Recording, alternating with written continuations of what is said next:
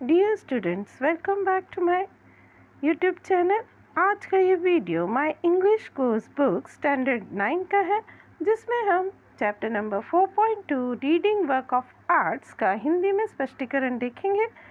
तो वीडियो शुरू करने से पहले मैं चाहती हूँ कि आप चैनल को ज़रूर सब्सक्राइब करें, वीडियो को पूरी देखें, वीडियो को लाइक करें और दोस्तों के साथ ज़्यादा से ज़्यादा शेयर करें।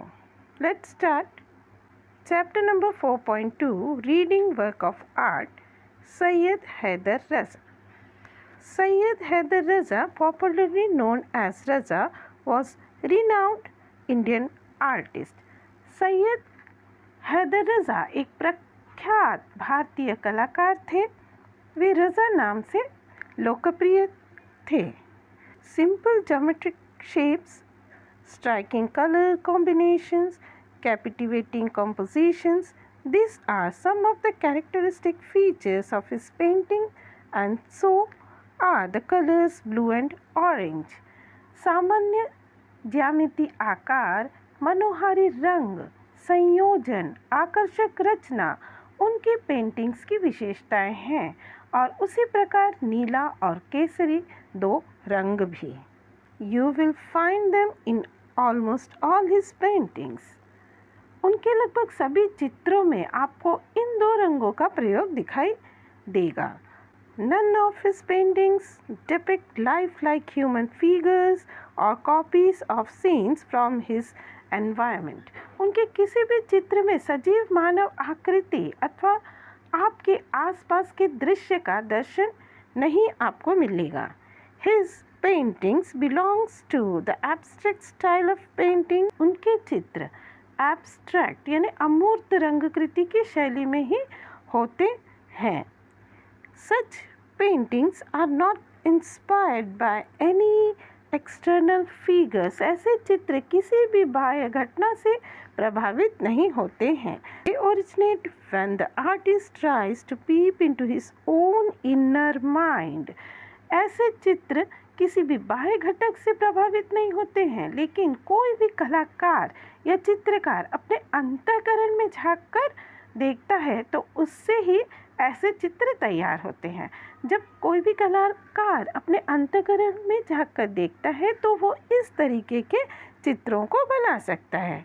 They are made by arranging circles, triangles, squares, rectangles, lines, dots in different composition using effective techniques of applying paint, attractive color combinations, achieving balance in some places and creating imbalance in other place.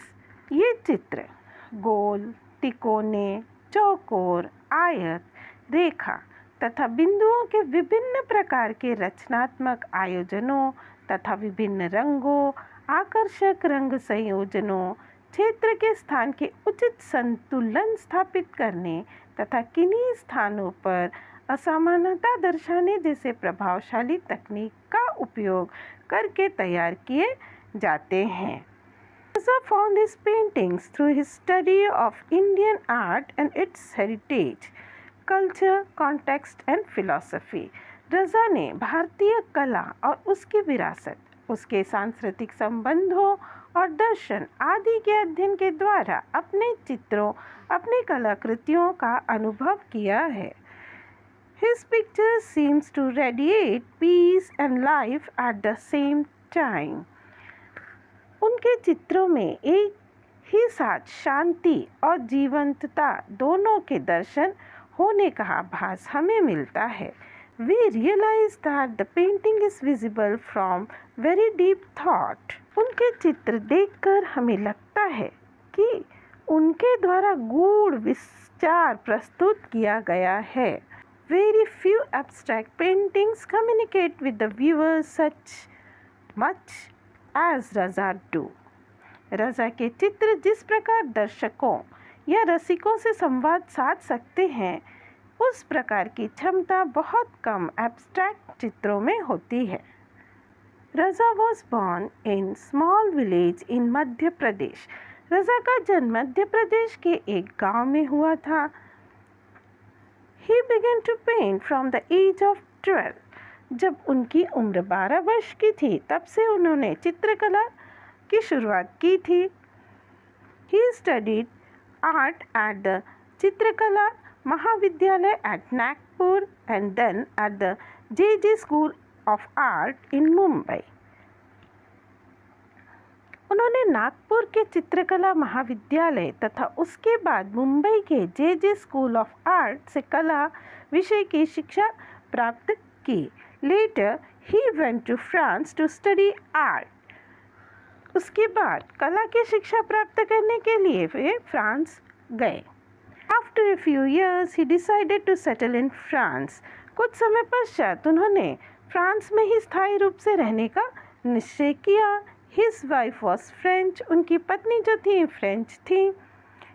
He won many national and international awards. उन्हें अनेक राष्ट्रीय एवं अंतर्राष्ट्रीय पुरस्कार भी मिल चुके हैं। He was honored with all the 3 Padma Awards, Padma Shri, Padma Bhushan and Padma Vibhushan. रज़ा को पद्मश्री, पद्म भूषण और पद्म विभूषण तीनों पद्म पुरस्कार प्राप्त करने का गौरव प्राप्त है।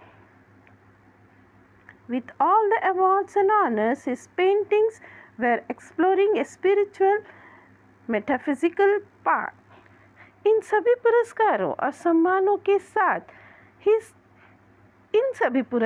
और सम्मानों के साथ ही उनके चित्र आध्यात्मिक, खोजपूर्ण तथा तात्विक मार्ग के अन्वेषक हैं। Gradually, the बिंदु और point came to be the core of his paintings. धीरे धीरे बिंदु उनके चित्रों का केंद्र बिंदु बन गया।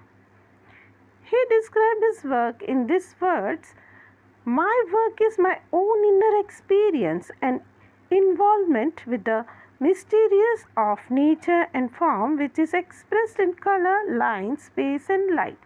वे अपने कार्य, अपने चित्रों का वर्णन इस प्रकार करते हैं: मेरी कलाकृतियाँ मेरी आंतरिक अनुभूतियाँ हैं और प्रकृति का रहस्य तथा उसके विभिन्न रूपों से मेरा रिश्ता रंग, रेखा, आकाश और प्रकाश के रूप में व्यक्त होता है। Sometimes an artist's thoughts appear to be too complex or even complicated when they are expressed through words. कलाकार के विचार शब्दों के माध्यम से व्यक्त होते हैं, पर कभी-कभी ये विचार बहुत ही क्लिष्ट तथा दुर्बोध होते हैं। For him, the effective medium of communication is his work, his paintings. उसके लिए उनके चित्र ही उसके क्या होते हैं, संवाद के प्रभावकारी माध्यम होते हैं। रज़ा had great creativity. रज़ा जो थे अत्यंत सृजनशील थे। His paintings are very expressive. उनके चित्र बहुत भावपूर्ण होते हैं। This great artist passed away on 23 July 2016 at the age of 94, leaving behind a legacy of sensitive paintings achieved through extraordinary composition of lines and colors that depict an extraordinary compositions. इस प्रकार असाधारण रेखांकन करने वाला यह महान कलाकार अपनी कलाकृतियों की विरासत, रेखा व रंगों की असाधारण रचनाओं के माध्यम से छोड़कर 23 जुलाई 2016 को 94 वर्ष की आयु में संसार से विदा हो गया। सेकेंड पार्ट हमारा आ जाता है Gond art. Gond art is a tribal art. Gond कला एक आदिवासी कला है। It has been developed and preserved by the Gond tribal people residing largely in Madhya Pradesh, Maharashtra, Telangana, Andhra Pradesh and Odisha states of India. Bharat में मुख्य रूप से मध्य प्रदेश, महाराष्ट्र, तेलंगाना, आंध्र प्रदेश तथा ओडिशा प्रदेशों में रहने वाले गोंड समाज के आदिवासी लोगों ने इसे विकसित किया और इसे सुरक्षित रखा। From their traditional tales and mythology, we learn that they have lived in India for thousands of years, even before the other inhabitants came here. उनकी पारंपरिक कथाओं और पौराणिक कथाओं से पता चलता है कि भारत में बाहर से आकर यहाँ बसे अन्य लोगों के हजारों वर्ष पहले से ये भारत में निवास करते थे। The Gondi language is similar to Telugu, a Dravidian language. Gondi भाषा बहुत कुछ द्रविड़ भाषा तेलुगु जैसी ही है।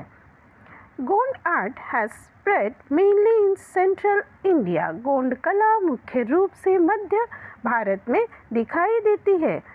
Originally people used to draw pictures on the earthen walls of their houses। पूर्व काल में लोग अपने घर की मिट्टी की दीवारों पर चित्र बनाते थे। Most folk arts involve natural techniques of preparing colors and use of several mediums। विभिन्न लोक कलाओं में रंग तैयार करने और विभिन्न माध्यमों के प्रयोग की प्राकृतिक पद्धति तकनीक दिखाई देती है। They are transferred from generation to generation in a smoothly flowing process। ये जो तकनीक है, ये पद्धति जो है, ये एक पीढ़ी से दूसरी पीढ़ी को सहज ढंग से सुपुर्द की जाती है। Gond art is no exception to this. Gond कला भी इसका अपवाद नहीं है। A house decorated with beautiful pictures create a pleasant atmosphere। सुंदर चित्रों से सजाया हुआ कोई घर आनंदप्रद वातावरण का निर्माण करता है। Also, art is a medium of recording and preserving what is seen। इसके अलावा यह भी पता चलता है कि कला दर्ज करने और संरक्षित करके रखने का एक प्रभावशाली माध्यम है। In folk arts, you yourself prepare the canvas, the surface on which to draw and the color with which you draw।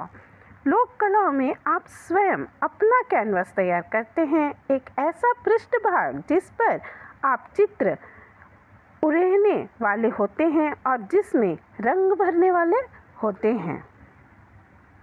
That is why creating folk art is a very enriching experience। इसीलिए लोक कला निर्माण एक अत्यंत ही समृद्ध करने वाला अनुभव होता है। This richness is reflected in the choice of their medium।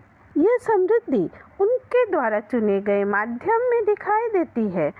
In the days of past, several things in nature such as soils of different shades, the juice of plants, leaves, tree bark, flowers, fruits, and even things like coal and cow dung were used to prepare colors। पुराने ज़माने में रंग तैयार करने के लिए पेड़ों, पत्तियों, पेड़ों की छालों, फूलों, फलों के अर्क तथा रसों, कोयले और गाय के गोबर जैसे अनेक प्राकृतिक चीज़ों का उपयोग किया जाता था।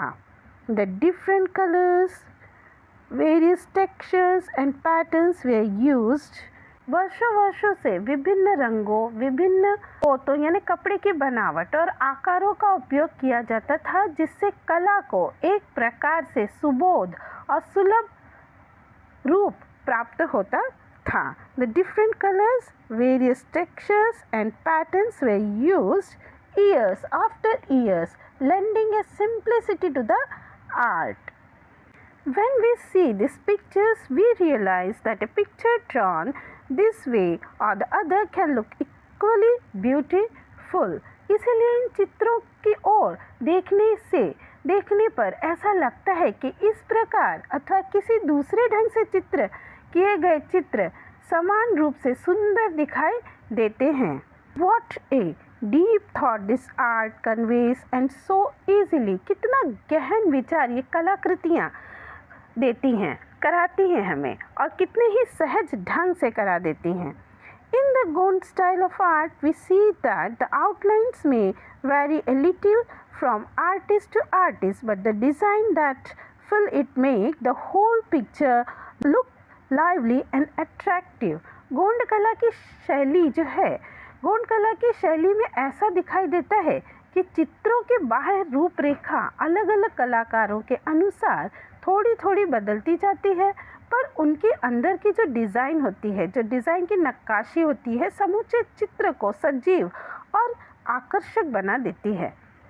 The designs include simple textures achieving using dots, straight lines, dotted lines, curvy shapes and circles.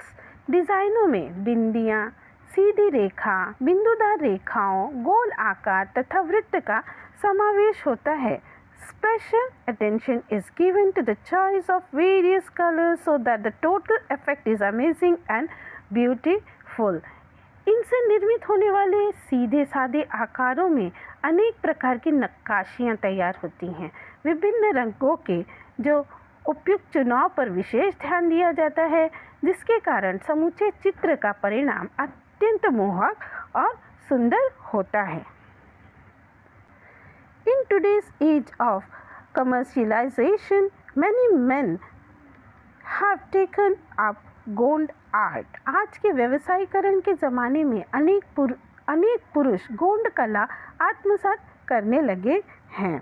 But the roots of the folk arts probably lie in women's daily chores like cleaning and decorating the house, dealing with nature, color in the course of cooking and in their leisure time activities.